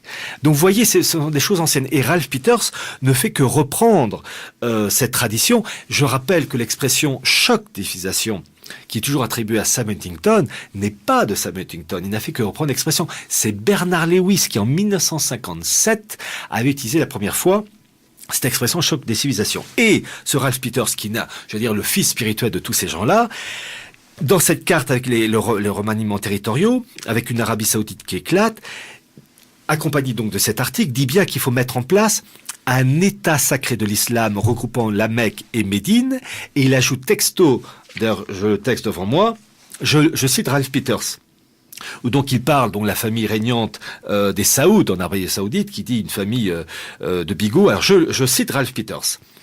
La cause principale de la large stagnation du monde musulman réside dans le traitement réservé à la Mecque et à Médine, considérés comme leur fief par la famille royale saoudienne.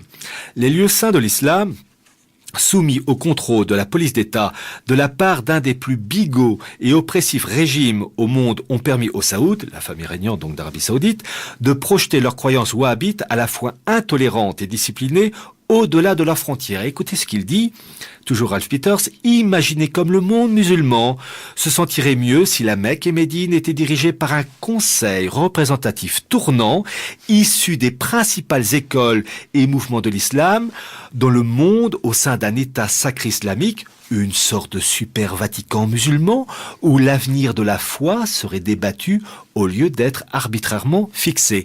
Et là c'est moi qui parle. Je commande les propos de Ralph Peters et j'écris « Ce point est capital puisqu'il révèle la volonté de réformer l'islam afin de l'adapter aux principes occidentaux, une sorte d'islam des Lumières, élaboré au cœur de cet État sacré islamique, permettrait de rayonner sur l'ensemble du monde musulman et de remodeler les esprits afin qu'ils épousent pleinement la philosophie mondialiste. D'une certaine manière, cette refonte des esprits se ferait dans le cadre d'un Vatican II musulman. » Et ben, c'est ce qui se passe actuellement avec ce qui en Afrique du Nord et au Proche-Orient. Et alors, mais qui le dénonce aujourd'hui politiquement là, parce qu'on va essayer de revenir un peu à la situation politique, on va dire française. Y a-t-il un homme politique qui se dresse? Non. Alors, et surtout pour comprendre ces événements, je peux vous raconter une femme, anecdote. Remarquez, parce qu'on a beaucoup de femmes en ce moment, plus que des hommes C'est d'ailleurs. interchangeable tout ça, on compromise après. D'accord. En fait, je vais raconter une anecdote qui est archi-officielle. Elle a été racontée à Radio Courtoisie lorsque l'une des rares fois maintenant où je fais une émission Radio Courtoisie, c'est le député Jacques Millard qui a raconté l'anecdote. Donc c'est vraiment officiel. Et le 22 décembre 2010, et je répète la date, 22 décembre 2010, vous avez eu un séminaire à l'Assemblée nationale avec tous ce qu'on appelle les experts des relations internationales de l'IFRI, l'IRI, c'est ceux qui ont des tronches de premier de la classe mais qui fondamentalement n'apportent rien. Jacques Millard racontait, ils ont parlé de tout. La Russie, Chavez, la dissémination nucléaire, etc. De tout sauf de tous ces événements qui allaient éclater dans les quasiment jours, semaines en Tunisie, etc. ailleurs, en Afrique du Nord et au Proche-Orient. Pas un n'a évoqué, n'a senti. Et donc la vague de fond. Et en fait, quand j'ai eu à parler, j'ai dit que c'était normal, que premièrement, ils n'apportaient jamais rien, ces gens-là, qu'on s'emmerdait royalement, mais que deuxièmement, je sais pourquoi ils n'ont pas apporté ces choses-là, parce que ces gens-là ont une vision matérialiste des choses.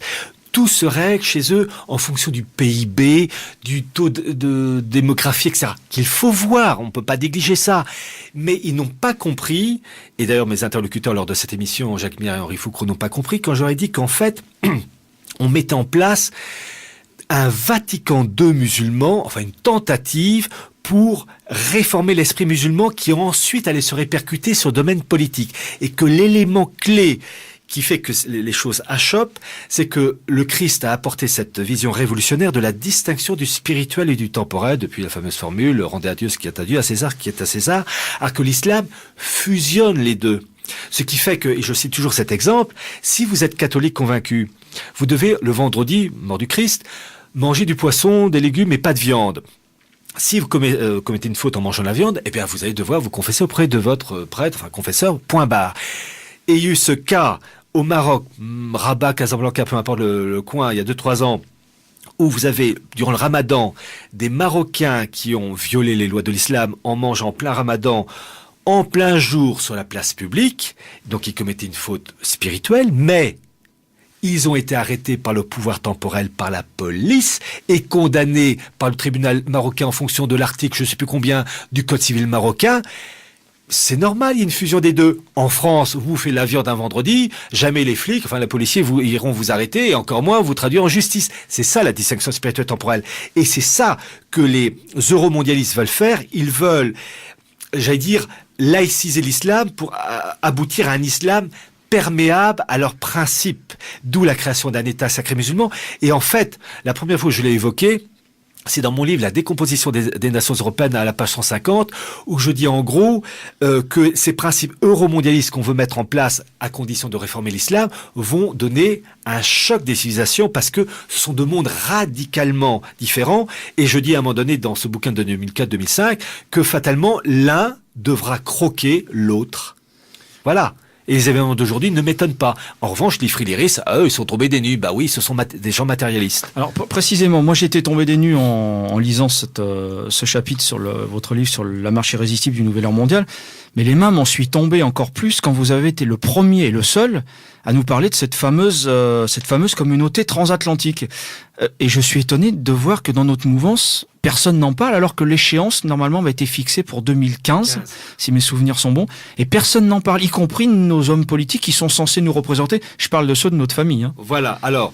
Comment vous expliquez ça déjà ? Alors, je dois vous dire, il y a un homme politique qui en a parlé, qui n'est pas de notre mouvance, c'est Mélenchon, sur BFM TV. Et là, je dois reconnaître, c'était il y a 2 ans, 3 ans, je lui avais envoyé mon bouquin, je dois vous dire. Avant ou après ? Avant qu'il le dise. Voilà. Je l'avais envoyé. J'avoue que je l'ai envoyé. Non, c'est mon éditeur qui l'a envoyé à différents hommes politiques de gauche et de droite.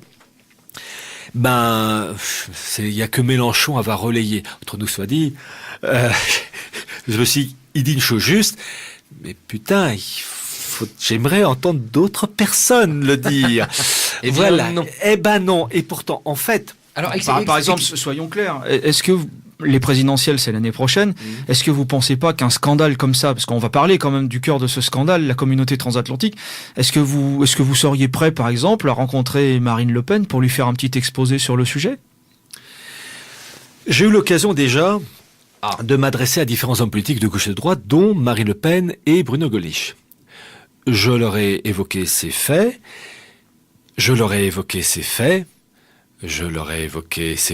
D'accord.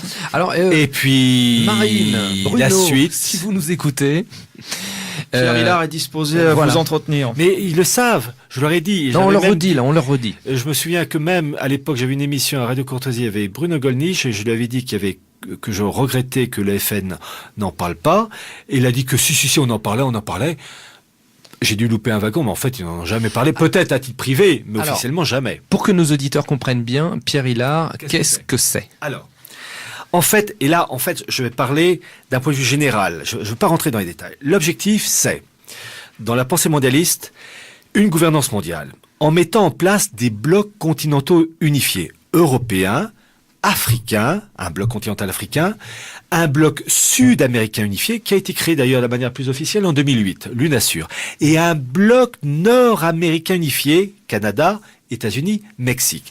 Le document a été lancé de manière plus officielle en 2005. Alors, gouvernance, c'est pas gouvernement, hein, faut pas se tromper quand même. Oui, vous savez, à l'origine, sans governance, la traduction n'est pas...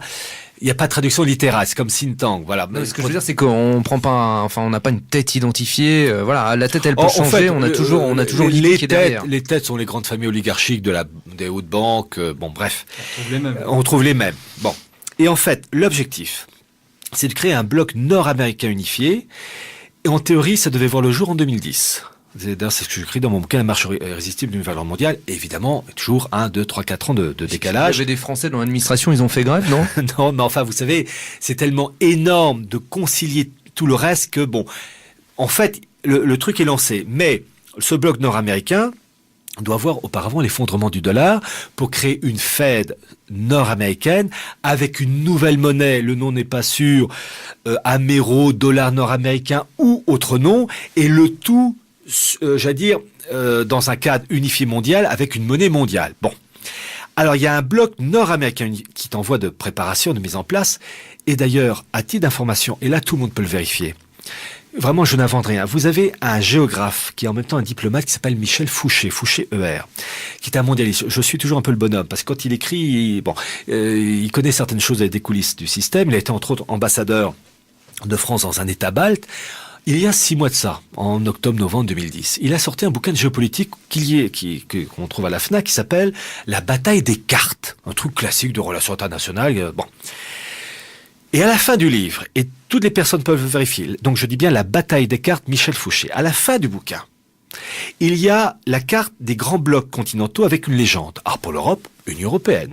Pour l'Afrique, Union africaine, qui doit voir le jour en théorie pour 2015. Mais déjà, l'Union africaine a été lancée en 2002 et la concrétisation en théorie, c'est 2015. Et puis pour le bloc nord-américain, Canada, États-Unis, Mexique, il va mettre ALENA. Il met pas ALENA, il met Union nord-américaine. Or, à l'heure où je vous parle, l'Union nord-américaine n'existe pas, c'est l'ALENA. En fait, il a pris de l'avance. Tout simplement. C'est des trucs... Alors, donc il y a un bloc nord-américain qui doit voir le jour 3 mois, 6 mois, 1 an, 2 ans, 3 ans, mais en théorie, bientôt. Qui verra le jour ?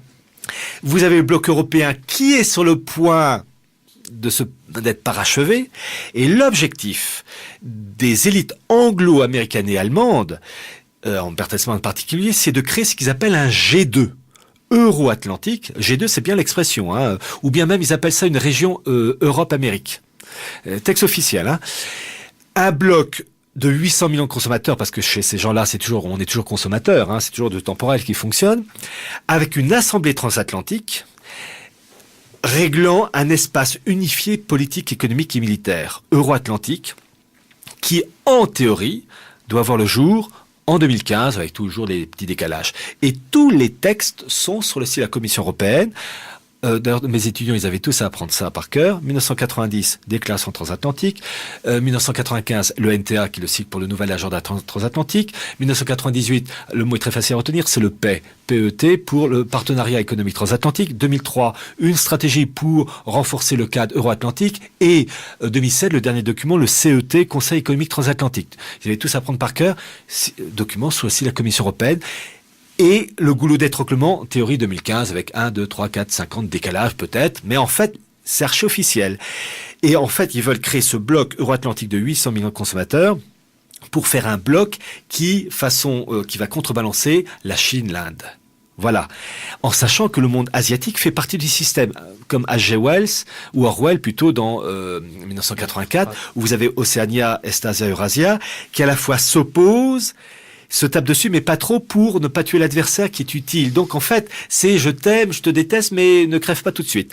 Voilà. Mais concrètement, alors la charpente de l'affaire, c'est quoi? Il y a un parlement commun entre les États-Unis? Une assemblée non, Amérique du Nord, Union nord-américaine, une communauté nord-américaine, une assemblée transatlantique. Et d'ailleurs, vous avez eu des résolutions du Parlement européen. Une de 2006 en particulier, en faveur d'une assemblée transatlantique. Le texte est sur le site du Parlement européen. Pour vous dire. Nous... Et je tiens à préciser une chose. Je parlais de Richard de Kounanoff-Kalergi. 1950, il a reçu la plus haute distinction européiste, qui est le prix Charlemagne. L'ont reçu en 1987 Henry Kissinger et en 2000 le Bill Clinton. D'ailleurs, qui parle de la régionalisation de l'Europe avec beaucoup de chaleur. Pourquoi? Parce que les régions ne dépendent plus des États, mais des lobbies de Bruxelles, et les lobbies de Bruxelles sont anglophones.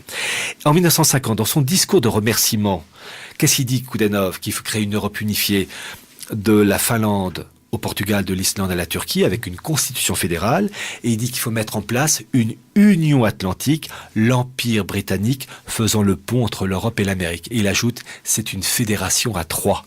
Nous sommes en 1950. Et en fait, tout est exposé de la manière la plus officielle possible. Mais maintenant, ils doivent passer à la pratique. Enfin, ils sont en pleine dans la pratique. Mais est-ce qu'ils vont réussir à finaliser? Non, mais ça, c'était ma question. Ben là, c'est Babel. Alors, ils vont échouer. Alors, voilà. Et eux, il nous reste très, très peu de temps. Il doit nous rester 4 minutes. Comment sont choisis les hommes, alors? Parce qu'il y a un organisme qui s'appelle la FAF. Ça va plaire, ça? La French... La French American Foundation, la Fondation franco-américaine, entre autres, qui, elle, joue un rôle pour le bloc euro-atlantique, mais plus précisément pour les relations franco-américaines, qui a été créée par des élites américaines et françaises, entre autres un certain Jean-Louis Gergorin de l'affaire Clearstream, et qui recrute après sélection des hommes et des femmes qui occupent les postes clés, américains ou français, dans le domaine politique, journalistique, militaire. Alors côté américain, le couple Clinton, par exemple. Hein. En fait, ce sont des recrues, des poulains qui présentent un profil, dans le bon sens, ambitieux, et qui sont appelés à occuper des postes élevés. D'ailleurs, c'est dans les textes officiels, qui sont recrutés en fonction de leur capacité, dans le but d'occuper des postes élevés. Et côté français, vous avez, on parle de François Hollande. François Hollande est un Young Leaders recruté dans le cadre de la Fondation franco-américaine. Vous avez aussi Arnaud Montebourg. Juppé. Mais vous avez aussi Alain Juppé. Vous avez eu... Young Leader, Alain Juppé, les gars. Oui. Anne Lauvergeon d'Areva, des grands les patrons et il y a d'Avas. une femme qu'on ne connaît pas, qui s'appelle Emmanuelle Mignon, qui a été, durant la première année, ou les 2 premières années, je ne sais plus, enfin tout au début du quinquennat de Nicolas Sarkozy, sa directrice de cabinet. Donc vous voyez, le cœur même de l'appareil politique français en fait partie, et vous avez entre autres Laurent Wauquiez, Kosciusko-Morizet, voilà, enfin bref, de ce qui fait que ça soit la gauche ou la droite, en sachant que ça n'a absolument aucun sens, cette fondation franco-américaine à ces hommes et ces femmes à elle. Voilà. Vous avez aussi, comme on dit, elle a été recrutée en 2001, Nicolas Dupont-Aignan. Mais Tiens donc. oui. Attention, il vous a fait un procès, hein, il Non, vous a non, menacé non, de procès il sur m'a Courtoisie. menacé, mais son nom a été enlevé du site internet de la Fondation franco-américaine. Il a demandé parce qu'il me menaçait de poursuite. Mais oui, mais son nom était toujours sur la page. Alors lui, il disait toujours, et il mentait, il racontait des histoires, qu'il avait prononcé uniquement une conférence. Mais c'est pas ça le truc. Pour être Young Leaders, il suffit de lire les textes officiels. Il faut être sélectionné. C'est comme passer un concours. C'est un oral. Il faut remplir le papier officiel. Vous êtes convoqué tel jour, telle heure. Et vous êtes retenu si vous apportez des cautions. On dit qu'un celui-là est intéressant, on le garde. Et c'est comme ça. Voilà. Maintenant, son nom a été enlevé. Mais moi, j'ai le document d'origine, donc je suis un grand sentimental, je conserve. C'est important. Et des fois, ça peut largement aider, surtout dans ce genre de situation. Eh bien, écoutez, chers auditeurs, il est l'heure de conclure. En tous les cas, Pierre Hilard, c'était passionnant. Je vous remercie vraiment. Merci de m'avoir invité. Et je demande aux auditeurs, l'ennemi a le très gros moyen, mais il perdra. Nous serons vainqueurs. Mais il faut s'instruire, car il faut connaître l'ennemi, ses origines, ses buts. Et quand on connaît l'ennemi, on peut lui tendre le coup plus facilement. Voilà, donc courage. Eh bien, écoutez, c'était le mot de la fin. Je remercie également notre ami Lord Tesla pour la technique. Et vous avez 2 secondes 23, Eugène. Oui, pour poursuivre la discussion avec Pierre, vous pourrez le retrouver un article justement sur la communauté transatlantique dans le prochain numéro de Réfléchir et Agir qui va paraître dans 15 jours et dont le thème central sera ces oligarchies qui nous oppriment. Voilà. Merci à vous. Merci.